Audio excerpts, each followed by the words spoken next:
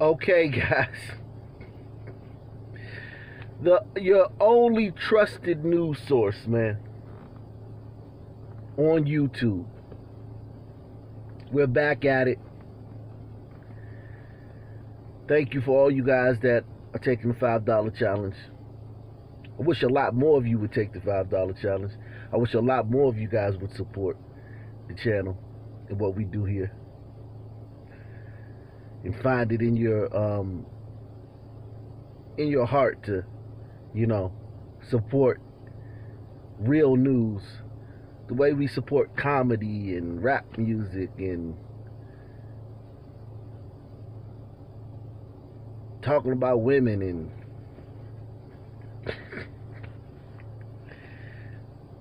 but those of you who are, I always want to let you guys know how much you're appreciated. Those of you who are, I just want to let you know that, because you are very appreciated. Because anybody can support hip-hop and rap, and black men need to do this, and black men empowerment, and black women empowerment, and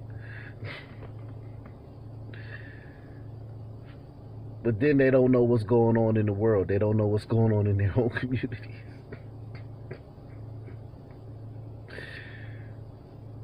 They don't even know what they're talking about when they're having a conversation. They have no idea what's going on. So this woman right here, it's just funny, liberals. And salute to this woman. She's probably a fine woman. Salute to her.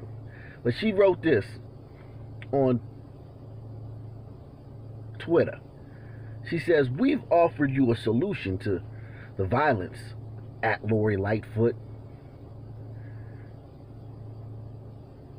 We've offered you a solution to the violence in Chicago, but as usual, you ignored the black community's cries for help.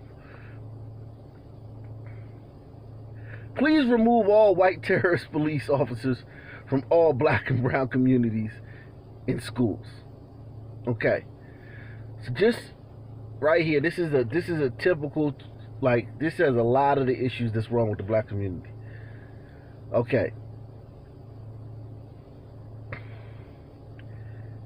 She says that she's offered Lori Lightfoot a solution to the violence in Chicago. Chicago's been a violent city since the 70s. Black people have been dying by the thousands every year. Black people getting shot down by the thousands, dying by the 900, 800 every year since the 70s. What solution is this woman talking about? And she's talking about less police.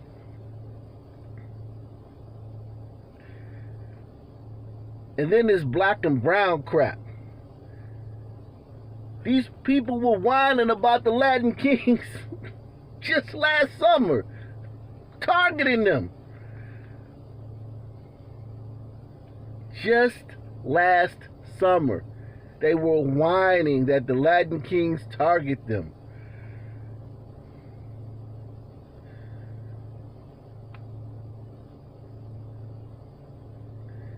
And shoot them and attack them when they come into their neighborhoods.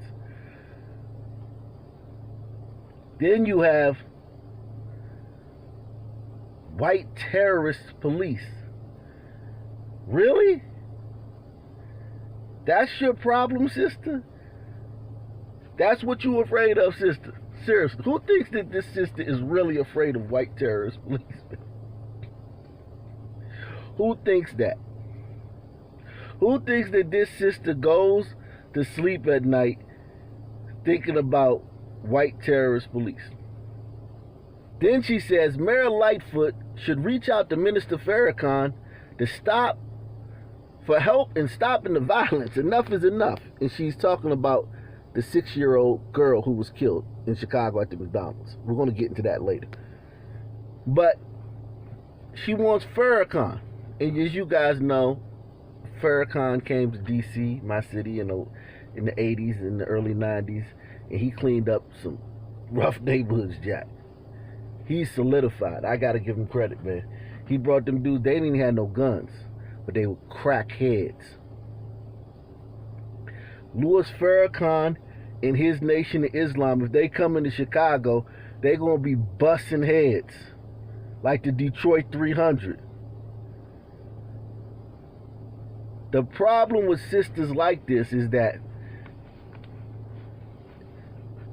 when a guy like Farrakhan comes in with his men, real grown men, that these young boys ain't never been around. 98% of the dudes in Chicago never been around a real man that's running around Chicago, terrorizing the city. They never been around a real man. They gonna meet the Nation of Islam men, 100% manly men, not playing any games, and them Nation of Islam dudes gonna be busting heads. And these same women, like this woman, are gonna be crying and complaining that her baby got be roughed up, or her baby got interrogated, or they took her baby and put him in a room and wouldn't stop asking questions, or they hit my baby. Just like what happened in Detroit with the Detroit 300, the group of black men that tried to take back the streets of Detroit. It was a black woman that filed a lawsuit against him because her baby was interrogated and questioned, and some dudes got up in his collar. So she went to the police and then went to the court system and filed. So they say they want Farrakhan, but Farrakhan and them Nation of Islam dudes gonna be busting heads and cracking skulls when they come into your community, because that's what it takes to clean up your community. Your community is a war zone.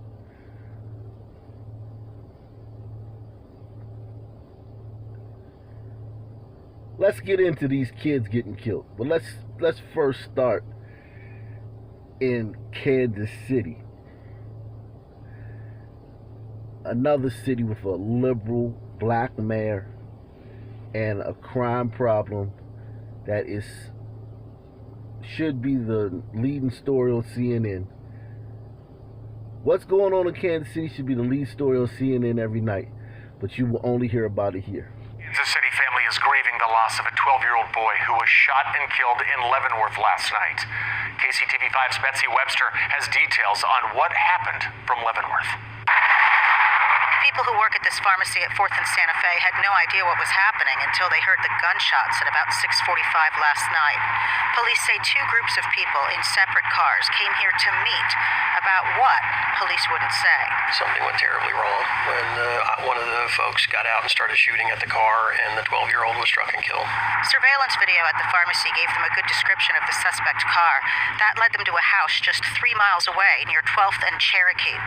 Prosecutors charged 25-year-old Darvon Thomas with first-degree felony murder. A 17-year-old boy in the car with him is also charged in his... 25-year-old guy riding around with a 17-year-old and a 15-year-old.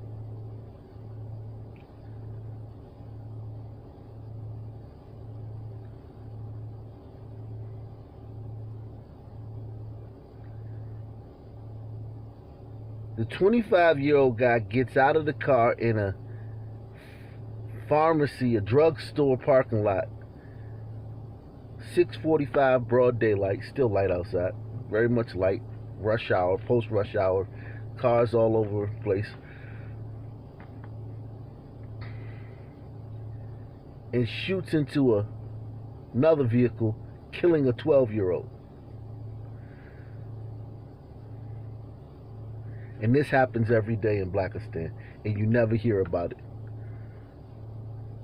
If Darvon Thomas had been killed by a cop, you would have 1,000 black people in the streets of almost every major city protesting and rioting and acting a fool. even though Darvon Thomas, even if he had this on his record, don't talk about his record.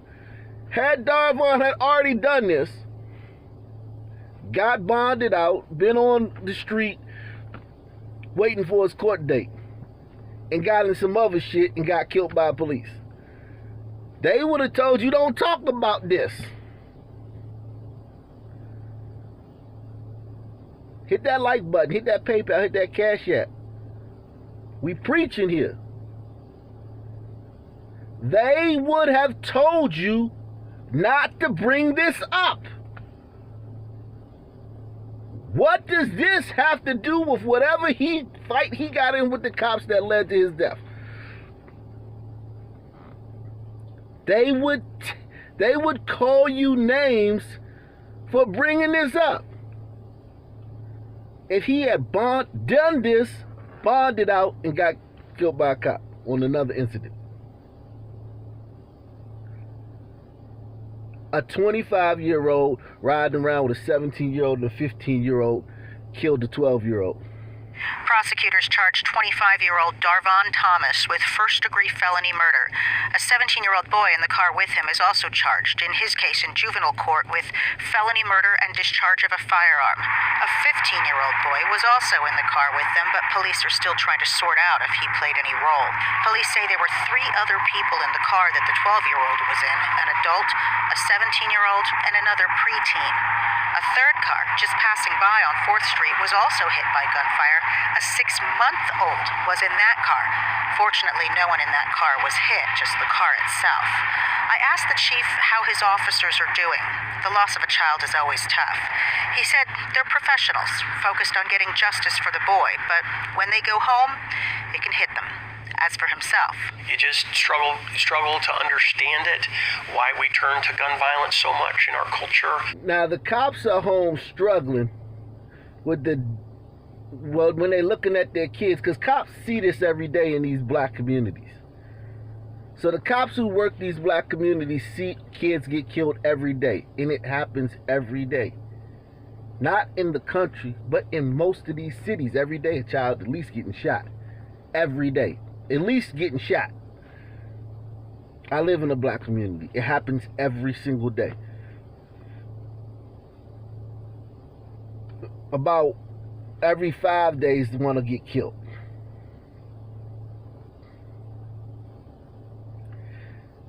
And we go about our lives. We don't know about everything that happens. We live like this. The cops, they know. They show up.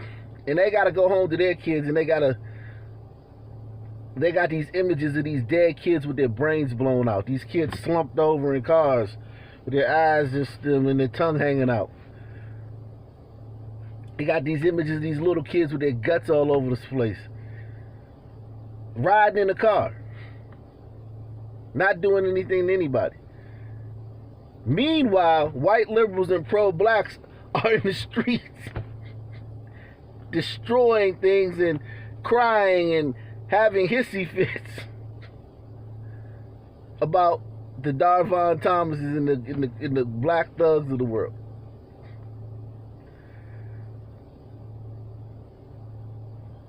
But the police are the bad guys. And the pro-blacks are the freedom fighters and the saints, and the white liberals are the allies. We live in the twilight zone, man. But when they go home, it can hit them. As for himself, you just struggle to understand it, why we turn to gun violence so much in our culture. I wish it weren't the case. We talked with the boy's family off camera today. They say that he loved to play sports and video games and was quick to share hugs and kisses with family members. They say he will be dearly missed. And Superintendent here today telling me that B.J. Henderson was a loved student, bringing a lot of joy to this school. Grief counselors were here today to help students and staff get through what certainly was a very difficult day. B.J.'s family telling us they are beyond devastated and say the senseless violence across our community must end. just seems so unreal. Fighting back tears, these three sisters are still trying to grasp what happened to their baby brother, 12-year-old B.J. Henderson. He was our everything. B.J.'s sister Brooke says she and a friend were running errands in Leavenworth Wednesday night and her little brother tagged along. They were heading back to KC when she says her friend insisted on making a last stop here at Care Pharmacy. All I really remember is like the shots ringing off. And I just started ducking. And when we pulled out the lot, I turned around and my brother was just slumped like this. But he was still breathing.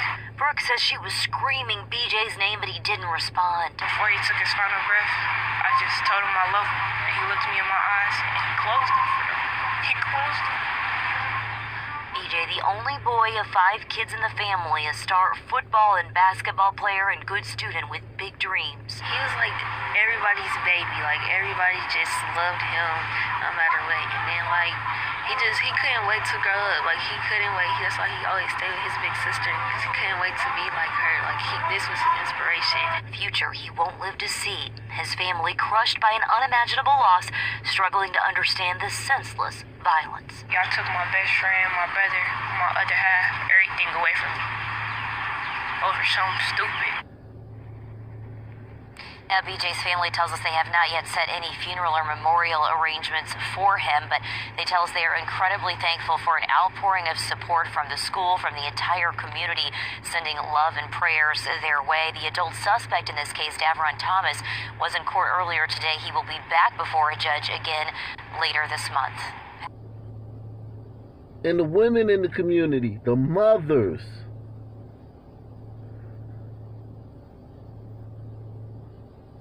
are running around like literally. These protests and these demonstrations takes a lot of planning. You have to, gather all these people up. You have to make signs. You have to go to the art store, Michael's or Hobby Lobby or whatever art store you go to. Get these boards, paint, markers, make all these signs, get all these people. Of course, you have to coordinate with the police, have the police escort.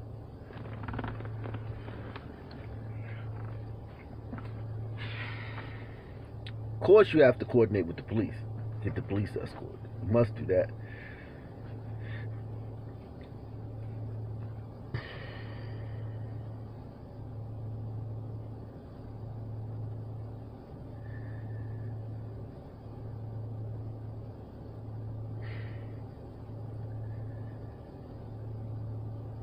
Have to all the energy it takes to, and then they won't do this for their own children.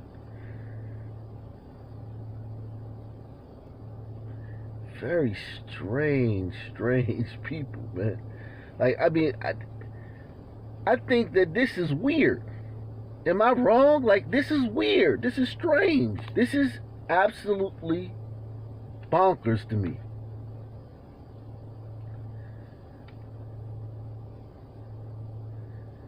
The guy who killed that kid would still be on the streets if it wasn't for the cops.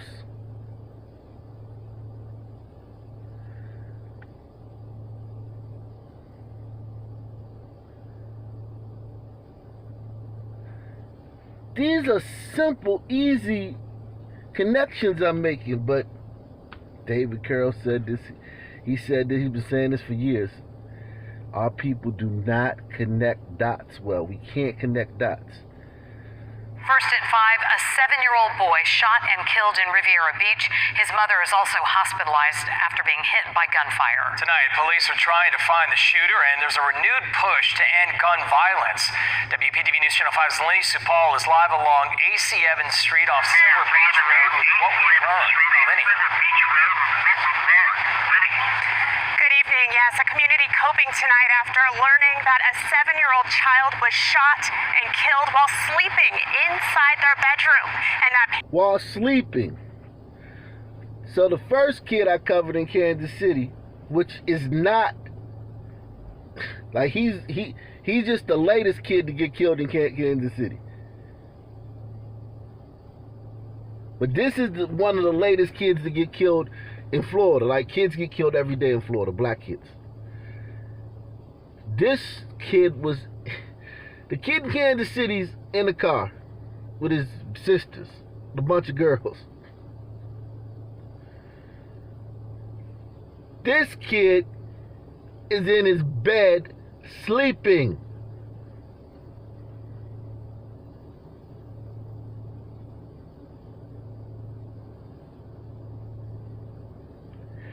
And a lot of people don't know that this is going on every day. Not some days, every day. All day.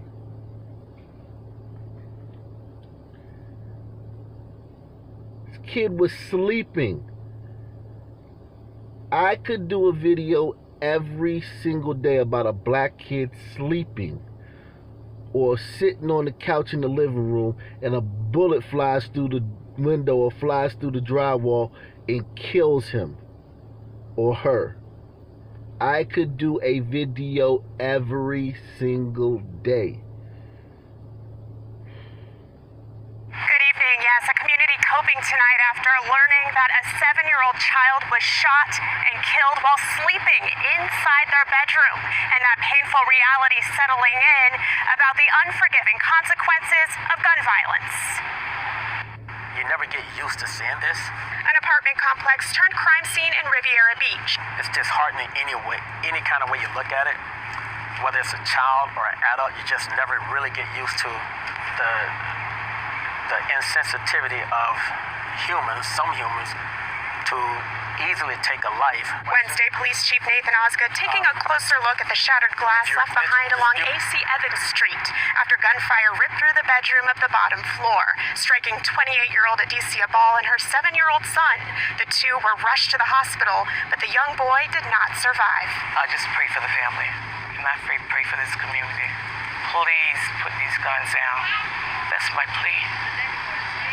Innocent babies getting killed behind senseless gun violence. Chief Osgood described the violent scene that unfolded just after midnight Wednesday. He says the family was sleeping, and that's when the shooter targeted the victims inside. The assailant targeted a location where potential children were inside. Now, we do not know whether or not that person knew there were children inside. We can't say that. However, we do know that this particular location was a targeted location. As the investigation intensifies, the shooter remains at large, with more questions about who pulled the trigger and, most importantly, why. And we're also learning tonight the 7-year-old boy was a student at Dr. McLeod Bethune Elementary School. The police chief attending class today, speaking with students, and grief counselors will remain on site. We're also learning that the mother is listed in good and stable condition tonight. Meanwhile, that investigation will continue. Who thinks that mother is good and stable right now?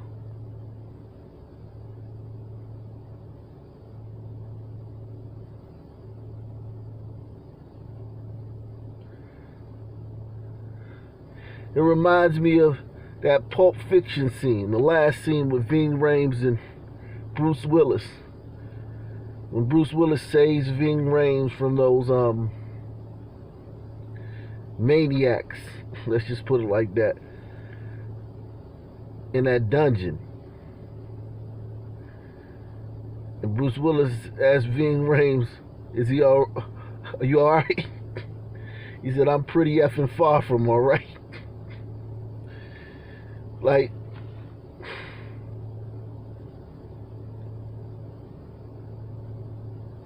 the mother's in good and stable condition. Not. We begin with breaking news right now at 9. A 7-year-old girl is dead tonight after being shot 6 times at a McDonald's drive-thru in Lawndale. She was in the car with her father, who was also shot. WGN's Megan Dwyer is live at Stroger Hospital with the latest. Megan. Simon and Jackie, this happened just before 5 o'clock this evening. I am told that this father doesn't get to see his daughter that often. Today, they had a chance to spend some time together, and he took her to McDonald's because that's where she loved eating. Now, police sources tell me tonight this was a targeted gang shooting, and the shooter probably did not see the girl in the car because of tinted windows. Are you guys noticing how often they want you to know that, the shooter wasn't that bad of a guy? He didn't know that the kid was in there. He didn't know that the little girl was in there. It's subtle. You might not catch it. But I want you to, as going forward, if you subscribe to this channel, to continue to watch these videos. If you're going back and watching the old videos, if you just subscribed, go back and watch the old videos. Just watch my last 10 videos if you just subscribing today.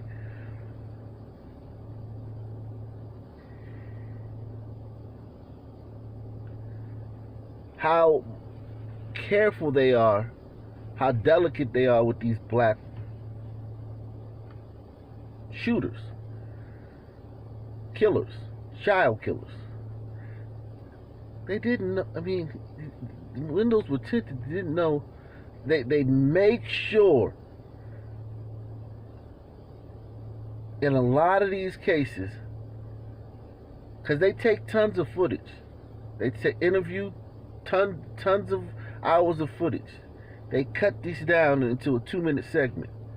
But they always get in that 2-minute segment to let you know that the brother who shot and killed the kid, he didn't know that the kid was in there. He was just shooting, trying to kill someone else. And he accidentally killed the kid. And y'all say there ain't no black privilege. You never see that when a white person kills somebody.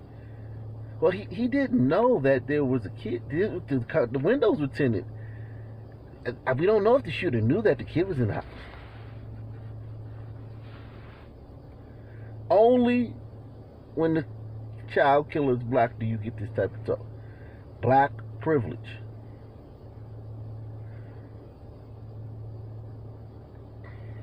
And he took her to McDonald's because that's where she loved eating. Now, police sources tell me tonight this was a targeted gang shooting, and the shooter probably did not see the girl in the car because of tinted windows.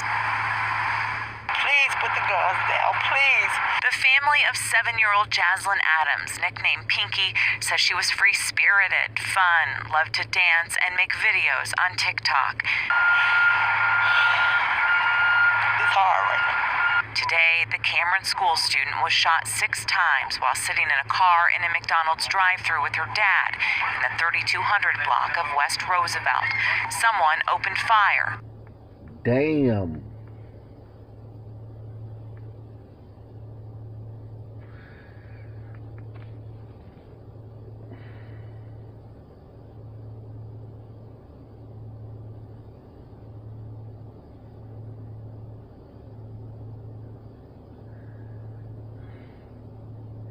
And in this same city, there are literally black people protesting in the streets because a member of a gang that targets black people was just moments after being involved in a similar situation, shooting into a moving vehicle. He was chased by cops. At the last second, threw the gun and turned around and put his hands up and was shot by a cop. And you have black people in the streets protesting as we speak for a kid who just did the exact same thing that the guy who killed this girl did. Except that kid was killed by the cops.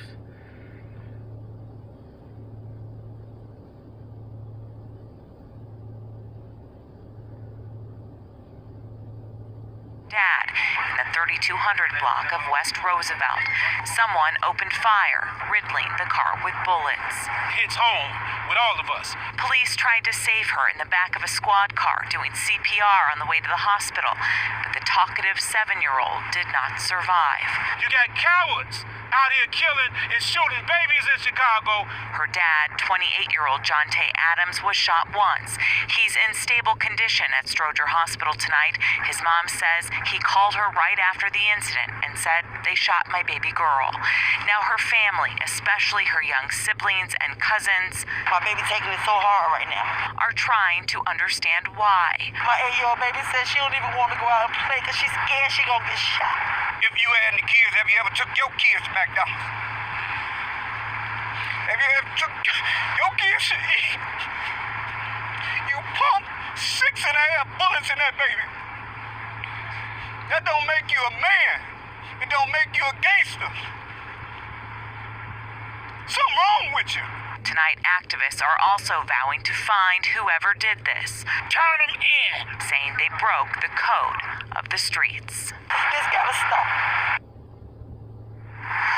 We are told there is a video from this incident today, and police have it. I'm live tonight at Stroger Hospital. Megan Dwyer, WGN News. Now, a few years ago, I wouldn't even say a few years ago, a year and some change ago, I covered a story that I thought at that time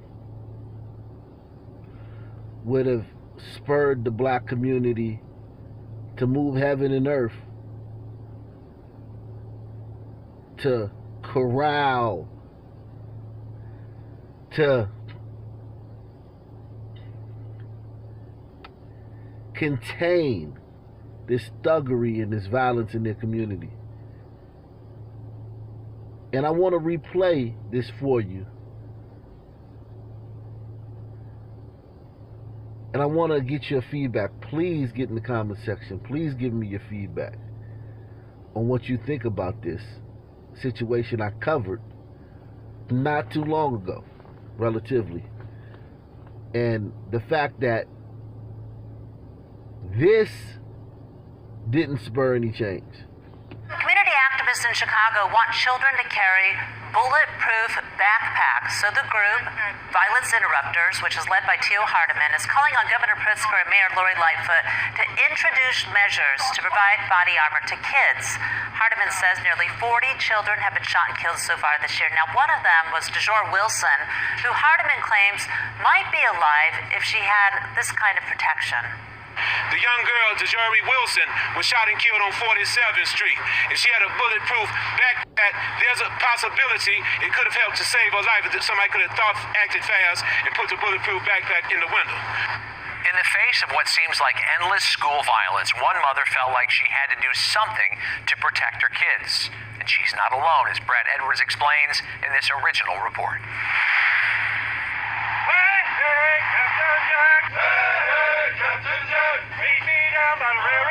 Friday night at the Bunker Military Surplus Store in Lansing, Illinois. A retired Chicago police officer. Former Chicago Police Richard Bolton owns the store. Got a call today from a mother asking about a bulletproof bag, and what she meant was an assault bag that you can place a plate inside of. I get up, I look at the news, and the shootings, it's just too much. There's too much going on. Mother Latoya Woods. So, at least let me see if they do have bulletproof backpacks or something like that, And they do. Here. How many bulletproof backpacks are you going to buy? Two. Packs where you put a protective plate there. A bulletproof backpack.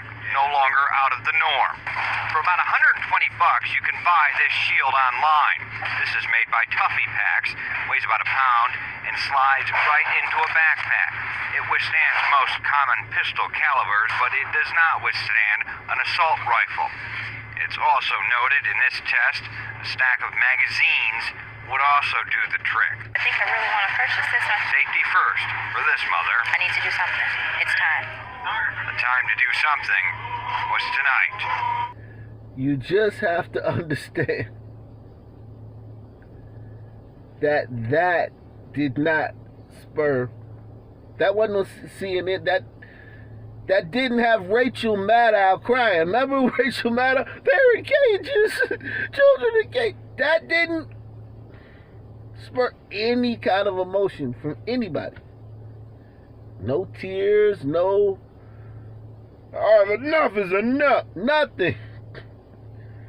Just another news story.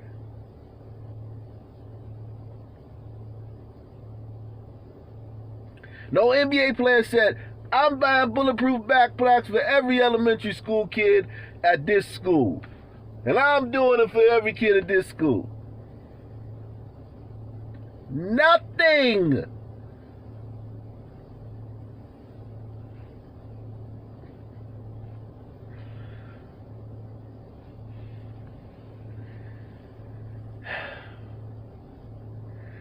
The most trusted news source on YouTube. I implore you to take the $5 challenge, hit the PayPal, hit the Cash App, hit the Super Chat. Share these videos, hit the like button, and get in the comment section. Peace. I'm out.